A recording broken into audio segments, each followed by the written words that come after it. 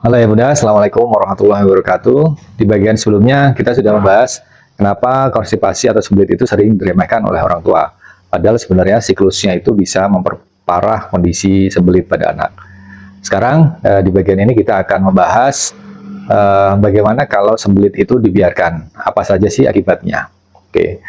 Yang pertama akibatnya adalah pada dampak fisiknya. Yang pertama yang terkait dampak fisiknya yaitu adalah megarektum, ya, atau bagian usus besar, bagian paling akhir itu kita sebut rektum, bisa melebar karena penumpukan tinja ya akan berlangsung terus-menerus sehingga tinja tadi menjadi keras dan akan menumpuk ya, sehingga kalau sudah melebar sensasi ingin BAB di rektum tadi akan berkurang ya. Kemudian yang kedua kita sebut sebagai enkopresis atau soiling atau cipirit ya, kecipirit. Jadi feses atau pup atau tinja yang cair itu akan merembes keluar di sekitar dari tinja yang keras, sehingga anak itu seperti buang air besar di celana tanpa sadar ya, tidak disadari.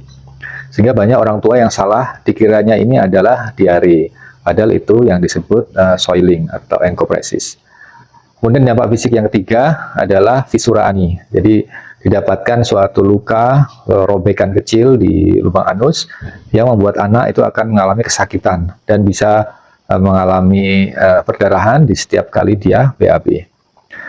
Tekanan feses atau pup atau tinja tadi yang menumpuk juga bisa mengganggu kantong kencing atau kantong kemih, sehingga bisa meningkatkan resiko terjadinya infeksi saluran kemih. Kemudian dampak yang lain yaitu dampak psikologis atau dampak sosial.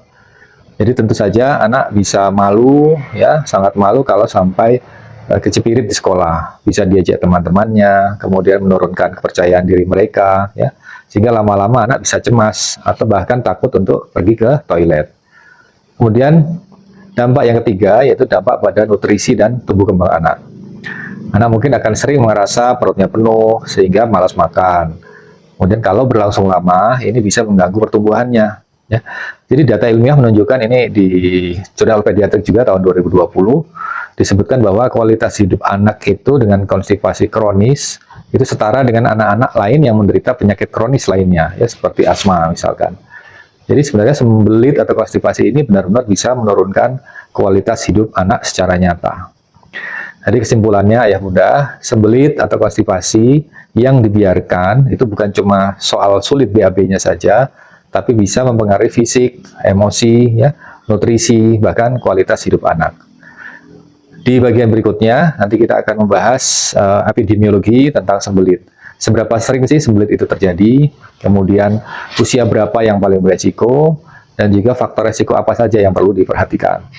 Jadi kalau menurut ayah bunda, dampak apa yang paling bikin khawatir saat anak susah BAB? Yuk tulis di komentar dan jangan lupa share video ini supaya makin banyak orang tua yang lain yang lebih peduli. Assalamualaikum warahmatullahi wabarakatuh.